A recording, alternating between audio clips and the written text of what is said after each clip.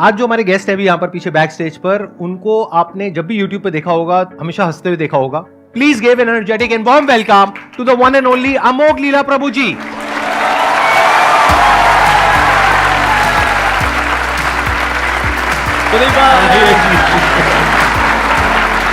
So glad to meet you. Wow, I'm seeing you in person. Amazing. Big round of applause for him. Thank you. मैंने कहा था ना इनकी smile बहुत कमाल की है. देखो, देख करके मन अच्छा नहीं हो गया एकदम से. Actually मेरा मन बहुत शौक है because मैं तो संदीप जी को इतना एडमायर करता हूँ. What a smile he has. My God, $1 million smile. Thank you so much ji. तो अब आप लोगों के माइंड में जो भी क्वेश्चंस हैं, जो भी आप इनसे पूछना चाहते हैं, प्लीज गो अहेड. मेरा क्वेश्चन है, अभी मतलब मेरे हस्बैंड बाहर बैठे हैं तो मैं उनसे ये पूछ रही थी कि मैं उनसे पूछूं क्या. तो उन्होंने कहा तू यही पूछना जो तू हमेशा मेरा दिमाग खाती रहती है बाहर पूछ के. तो दिक्कत ये है सर कि मेरी लाइफ में कुछ दुख है, पर आज तक वो दुख मुझे पता ही नहीं चला, क्योंकि मेरे हस्बैंड भी अच्छे हैं. नहीं सच में मेरे हस्बैंड बहुत अच्छे हैं, मेरे ससुराल वाले अच्छे हैं, घर में सब अच्छे हैं, मुझे कुछ काम भी नहीं करता, मेरी मर्जी से मुझे सब कुछ करने के लिए मिल रहा है, फिर भी मुझे पता ही नहीं चल रहा दुख क्या है. आपकी दूसरा शादी ये कितने भी टाइम पहले हुई थी? 1 साल पहले. हाँ, 1 साल से दुख है.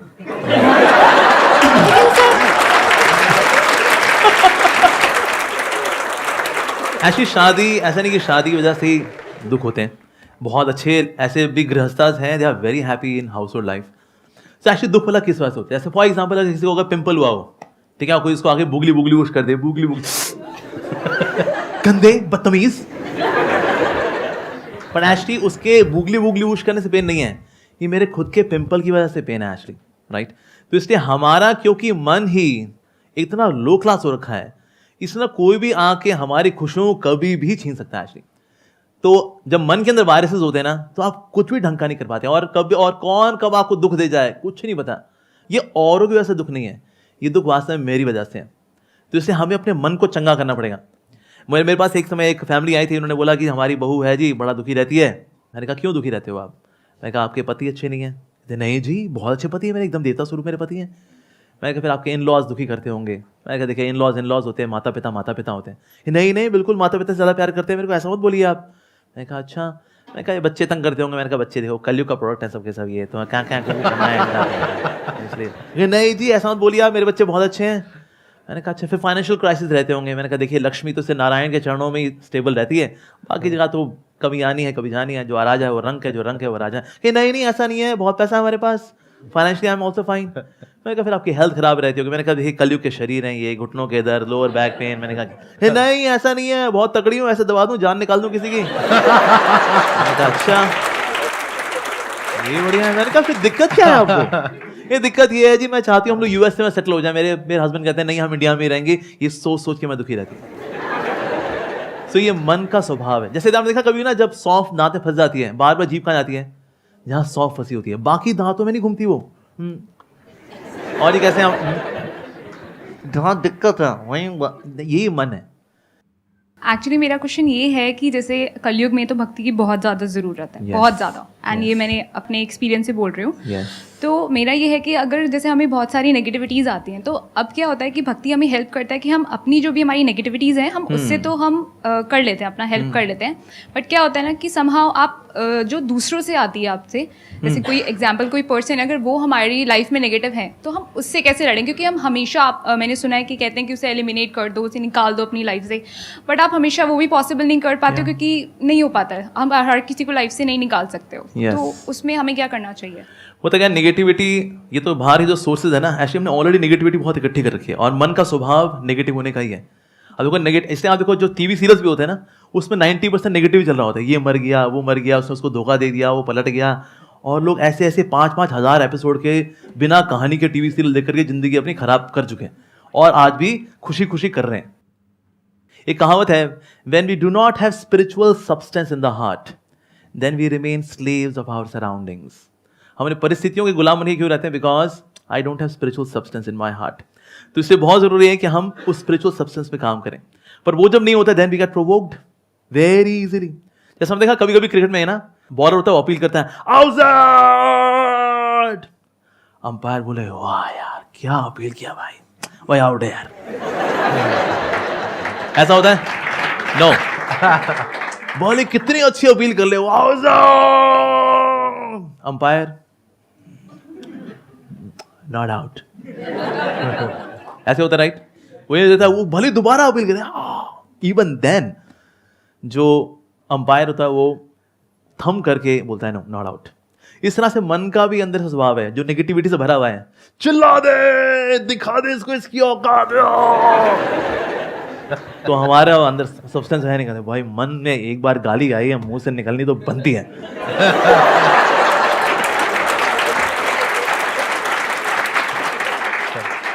और होता क्या है, when you have that spiritual substance in the heart, ये जो भक्ति से जो मिलने वाला जो सब्सटेंस है, ये इतना कंडेंस्ड होता है एक्चुअली, वो आपको ठहराव देता है कि जो भी प्रोवोकेशंस आती है, when negative person is inciting you to behave in negatively,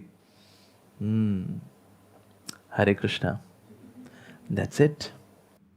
देखिए बेसिकली क्या होता है कि हम चाहे उसको भक्ति कहें, चाहे स्पिरिचुअलिटी कहें, चाहे राइट अंडरस्टैंडिंग कहें of the scriptures, but the point is कि जब अंदर से आप स्ट्रांग होते हो, अंदर से आपको स्ट्रेंथ मिलती है, तो दो चीजें होती हैं। या तो ये जो नेगेटिव लोग होते हैं वो जब आपके पास में आते हैं तो ज्यादा देर तक वो आपके साथ नहीं रह सकते, वो अनकंफर्टेबल होने लग जाएंगे, आप नहीं होगे, वो होने लग जाएंगे, तो वो अपने आप ही दूर हो जाएंगे। लेकिन कई बार लाइफ में ऐसी सिचुएशंस आएंगी जब कोई ऐसे लोग आपको मिलेंगे, वो आपके ऊपर अटैक करने लग जाएंगे, that could be verbally, physically और in any way which is not right. उस वक्त आपको लड़ने की स्ट्रेंथ चाहिए, वो स्ट्रेंथ भी आपको स्पिरिचुअलिटी से मिलेगी। Then you need to have that kind of a frame of mind कि बड़े आराम से ठंडे दिमाग से सोच करके समझ करके फिर आपको लड़ना है। जैसे महाभारत में भगवान कृष्ण ने बोला अर्जुन को लड़ने के लिए, ये थोड़ी कि भागने के लिए, जब लड़ने का मौका आ गया है तो लड़ना भी है। तो ऐसा नहीं है कि there is one solution for all kinds of situations, there are different kinds of people and we need to deal it in a different way. For example, आप कहीं पे जॉब करते हो और वहां पे मान लेते हैं कोई बॉस है आपका और वो आपसे बदतमीजी से बात कर रहा है, वहां पे you need to have that kind of strength कि आपको उसके सामने खड़े होकर के बोलना है, चाहे सबके सामने चाहे अकेले में, इनफ इज इनफ, आज के बाद में दोबारा से मेरे से इस तरीके से बात नहीं करनी है। सिंपल, यही तो बोलना है। इसके लिए भी तो स्ट्रेंथ चाहिए ना। तो वो स्ट्रेंथ कहां से आती है? जब हमारे अंदर एक कॉन्फिडेंस होता है कि हां मेरे साथ में या तो कोई है, दैट कुड बी भगवान, शक्ति, या फिर अगर मैं कुछ सही करूंगी तो मेरे साथ में गलत हो कैसे सकता है। हाँ, शॉर्ट टर्म में हो सकता है, लॉन्ग टर्म में हो ही नहीं सकता, अगर मेरी नीयत साफ है तो। ठीक है, ठीक है जी।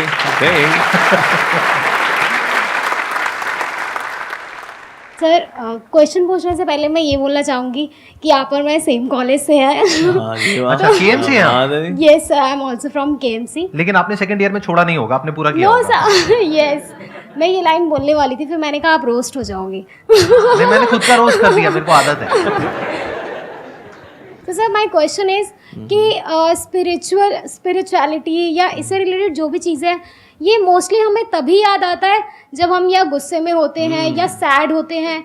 ये चीज़ें जब हम पार्टी कर रहे होते हैं, एंजॉय कर रहे होते हैं, तब हम नहीं सोचते कि क्या है स्पिरिचुअलिटी या हमें मेडिटेशन करना चाहिए। तो सर कैसे हम इसे अपनी लाइफ में इम्प्लीमेंट कर सकें कि या तो हम बहुत खुश हो या बहुत दुखी हो, बट एक बैलेंस रहे, और कैसे हम अपने स्पिरिचुअलिटी की जर्नी को स्टार्ट करें और उसे परस्यू करते रहें। एक्चुअली ना ये इसमें दोष ऐसे आप लोगों का नहीं है, दोष है मीडिया का।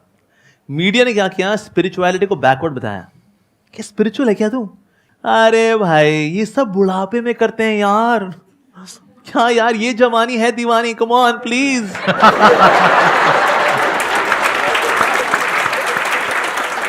तो मीडिया में ऐसे दिखाते हैं, किसी को दिखाना होगा ना कोई जाहिल आदमी है, बेवकूफ आदमी है, वो ऐसा कर होगा, अरे टन टन टन, और एक जीनियस आदमी बड़ा हैंडसम गुड लुकिंग व्यक्ति आएगा, I am a self made man, मैं जो हूं अपने दम पे हूं, और ये दिखाते ये है पॉजिटिव कैरेक्टर। और जो भगवान को मानने वाला है बेसिकली क्या है, नॉट सो इंटेलिजेंट। और एक तरह के ये भी एक कंफ्यूजन है कि बुढ़ापे में ही स्पिरिचुअल होते हैं। भाई अभी तो जिम्मेदारियां हैं जी, गृहस्थ हैं हम लोग अस्त हैं, व्यस्त हैं, त्रस्त हैं, चारों खाने पस्त हैं, क्योंकि हम गृहस्थ हैं। अभी थोड़ी ना।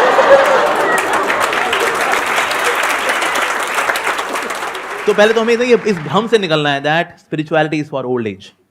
जिन्होंने जवानी में कुछ नहीं किया होता, बुढ़ापे में भी वो ये लगे होते हैं, उसकी देवरानी, उसकी जेठानी, थोड़ा फैमिली पॉलिटिक्स, थोड़ा नेशनल पॉलिटिक्स, इसके अलावा और बाकी यहाँ पर डॉक्टर ऑर्थो कैप्सूल, इससे ज़्यादा बुजुर्ग व्यक्ति कुछ नहीं कर पाते। इसने स्पेशली जिसने यंग एज में कुछ नहीं किया हुआ, यंग एज में जो करता है वो बुढ़ापे में उसको रेलिश करता है। फिर बिकॉज मैंने 30-35-40 साल I was spiritual, so in old age you relish it.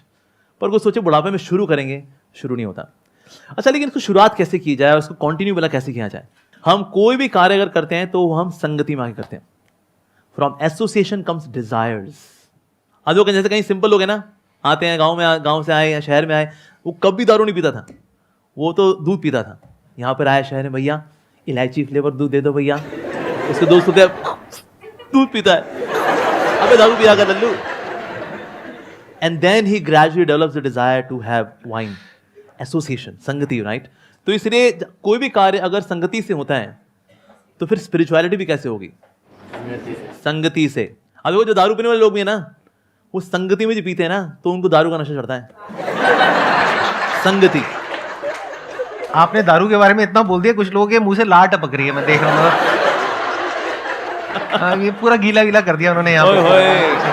तो जब नशा चढ़ता है तो संगति में चढ़ता है, तो स्पिरिचुअलिटी का नशा भी कैसे चढ़ेगा? संगति तो करनी ही पड़ेगी। We should have holy association. Actually पहले Indian culture was very simple. पहले लोग खेती बाड़ी करते थे और उसके बाद आएंगे और फिर इकट्ठा होंगे और फिर सबके सब क्या करेंगे? हरि कथा सुनेंगे, राम कथा सुनेंगे और वहां पर संत महात्मा जी हैं, सब सुनते हैं और फिर सबको थोड़ा सा प्रसाद दिया जाता है। दैट वाज इंडियन कल्चर, वैदिक कल्चर एक्चुअली। तो ये कल्चर क्योंकि हमने भुला दिया, इसलिए हमको लगता है वेल अब जब तनाव में होंगे तो भी तो जाएंगे प्रभु के पास। नहीं, हमें हमेशा when we are always ready, then we can tackle situations of life very nicely. So prayerful attitude या spirituality should not be emergency wheel, it should be steering wheel.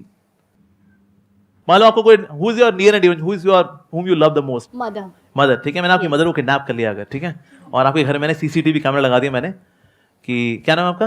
Anjali. मैंने कहा अंजलि जी, आपको लगा मैं एक संत हूं, पर मैं तो डाकू था और मैंने आपकी माँ को किडनैप कर लिया है। अगर आपने रोज आधा घंटा भगवदगीता पढ़ी और आधा घंटा भगवान का नाम लिया तो आपकी माँ को कुछ नहीं होगा, लेकिन जिस दिन ये नहीं हुआ तो सोच लेना फिर। तो आपके पास कोई गपबाजी करने के लिए आएगा ना, कहता है अरे बाबा प्लीज जाओ, I am to do this. वो अमोघ लीला प्रभु आए थे संदीप जी के शो में, हमें नहीं पता था उनकी असलियत। मेरी माँ को किडनैप किया उन्होंने, घर पे सीसीटीवी कैमरा लगाया हुआ है, मुझको करना है ये अभी। टाइम निकलेगा, 100% निकलेगा, because your mother is priority और उनकी वजह से वो spiritual activity will become priority और उसके लिए टाइम निकलेगा ही निकलेगा। उसके बाद कोई बोलेगा अरे नेटफ्लिक्स से पिक्चर आई हुई है लाल सिंह चड्ढा, आओ। अरे नहीं भाई नहीं, प्लीज ये CCTV camera, oh no, time निकलेगा, राइट? मेरे माइंड में वैसे एक क्वेश्चन आ रहा है, I am just curious to know. आप प्लीज बताइए। अगर आप बताना चाहें तो दैट्स ओके, अगर नहीं तो कोई बात नहीं, फील फ्री। तो जब से आप इस बात पे आए जी, उससे पहले जैसे मैंगो पीपल हम सब हैं वैसे ही थे आप, या हमसे थोड़ा अलग थे? मतलब शुरू से ही कुछ अलग थे? नहीं, आई वाज आल्सो नॉर्मल। मैं आप लोगों से, मैं ऐसा नहीं मैं वीनस या मार्स से यहाँ उतरा हूँ, मैं बिल्कुल मैं मतलब 14 फरवरी को आप भी मतलब पूरा वो मैं बताता हूँ उसकी वजह से क्या है। वैसे तो मैं बिल्कुल नॉर्मल ही था, पर ना मेरी लाइफ में थोड़ा ट्विस्ट ये हुआ कि 14 फरवरी के बाद 15 फरवरी को लोग बहुत काउंसलिंग लेने के लिए आया करते थे। 14 फरवरी को लोग करा लेते हैं जो करना होता है उनको, उसके बाद दिल टूटे हुए जो होते हैं वो 15 फरवरी को आते हैं। So somehow by arrangement of the lord, पता नहीं क्या कहेंगे, I was like love guru, you know love guru. तो टूटे दिल वाले ना आते, यू नो हम जब किसी से सच्चा प्यार करते तो हमें सच्चा प्यार क्यों नहीं मिलता? और फिर मैं उनकी काउंसलिंग करूंगा, मैंने कहा इट्स ओके यार, ये सब लड़के ऐसे ही होते हैं। ये मतलब इस बात पे आने के बाद या पहले? ना, ये पहले की बात है। अच्छा, पहले ही लोग बिफोर स्टार्टिंग में बात मैं ये देखा करता, मैं कहा ये दुखियारी लड़के भी आते हैं, दुखियारी लड़कियां भी आती हैं, ये उनको गबड़गोची करते हैं, ये उनके साथ गबड़गोची। मैं कहा ये मामला यार ये बहुत गड़बड़ है, इसमें कोई प्यार नहीं है। नोबडी लव्स एनीवन, सब खुद से प्यार करते हैं एक्चुअली। तो ये वैलेंटाइन डे कुछ नहीं होता कि जब तक तुम मेरी इंद्रिय को तृप्त करती रहोगी, आई लव यू, और तुम भी अगर करते रहोगे आई लव यू टू।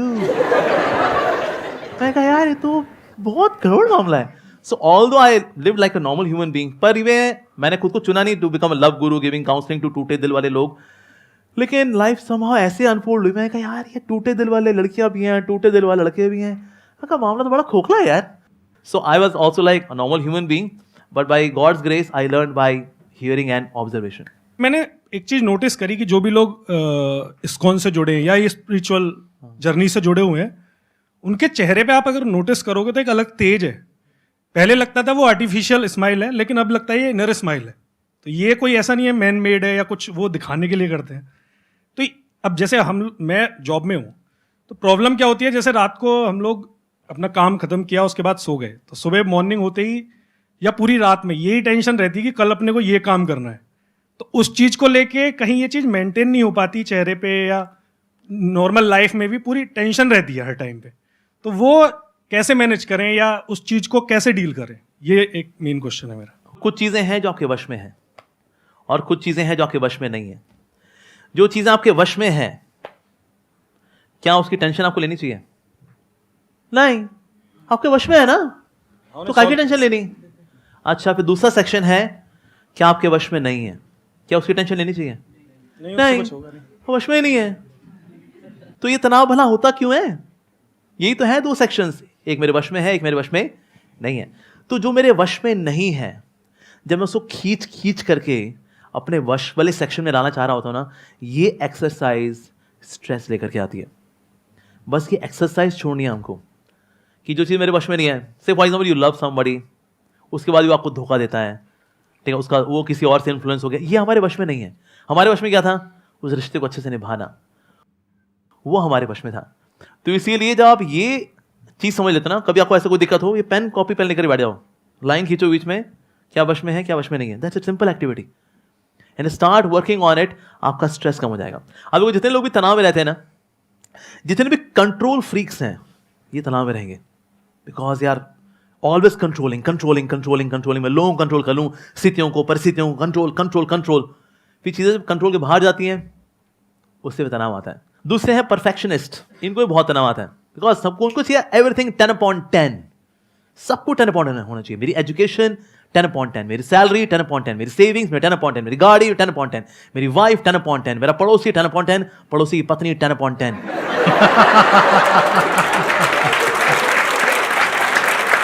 एक मिनट, मैं बीच में रोकूंगा। सब कुछ। सर, ऐसे जोक्स कहाँ से आते हैं? मतलब हम लोग ऐसी जोक्स मारे समझ आता है, बट आपके अंदर ये जोक्स आते कहाँ से हैं? ये मैन्युफैक्चरिंग डिफेक्ट है, ऑब्जर्वेशन है ना? आपके पास में जो लोग आते हैं अपने दुख लेकर के, तो वहां पे आप उनको ऑब्जर्व कर लेते हैं। बढ़िया, बताइए। सो ये सेकंड क्लास, इनको तनाव होता ही होता है, यू नो, परफेक्शनिस्ट।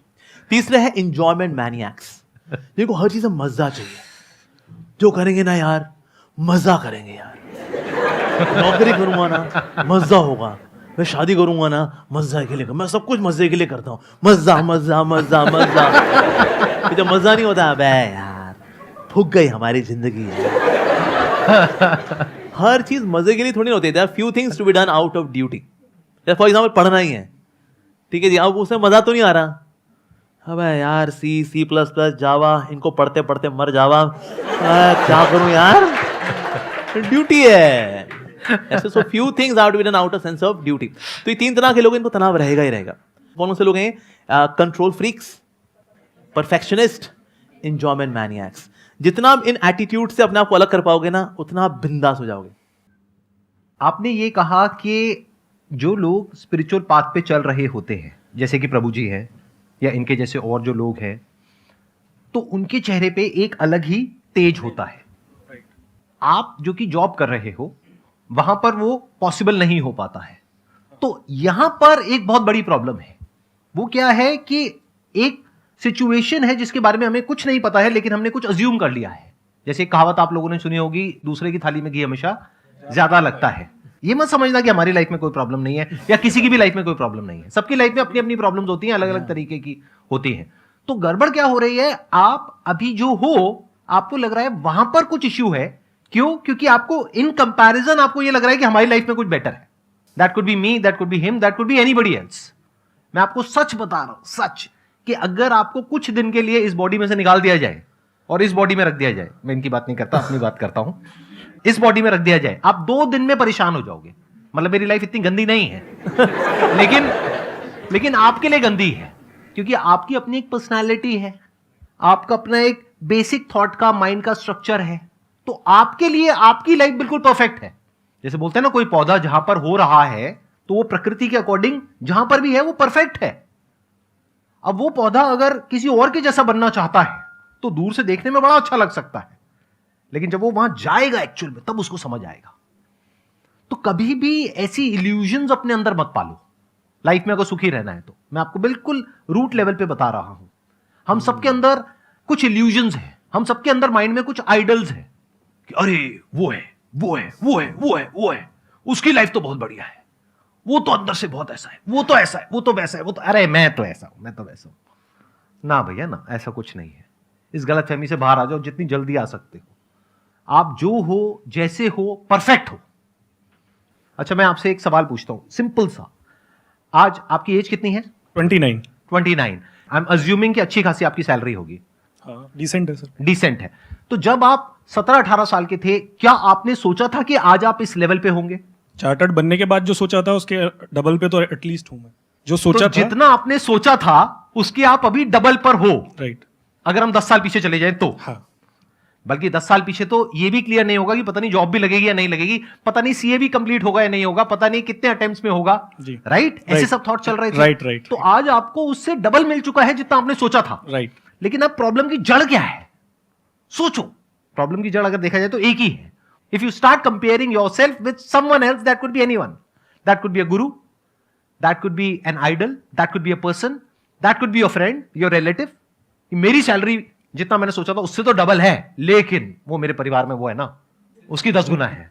ये प्रॉब्लम है कि मेरी लाइफ वैसे तो बहुत बढ़िया है, लेकिन इनकी लाइफ मेरी लाइफ से भी बहुत बढ़िया है। काश मेरी लाइफ ऐसी होती।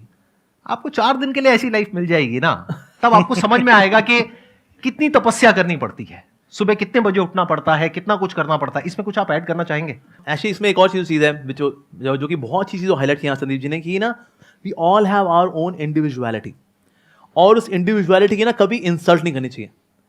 God has made each and every soul unique.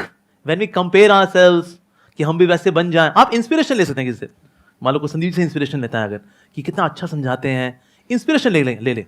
Inspiration लेने के लिए कोई मनाही नहीं है, लेकिन हम जब वैसा ही बनना चाहते हैं, अपनी इंडिविजुअलिटी को इनहाइलाइट करना चाहते हैं, that will lead to stress. Thank you Prabhu ji यहाँ पर आने के लिए। मुझे बहुत अच्छा लगा आपसे मिलकर। मुझे बहुत अच्छा लगा आपसे मिलकर के। Big round of applause for him. Thank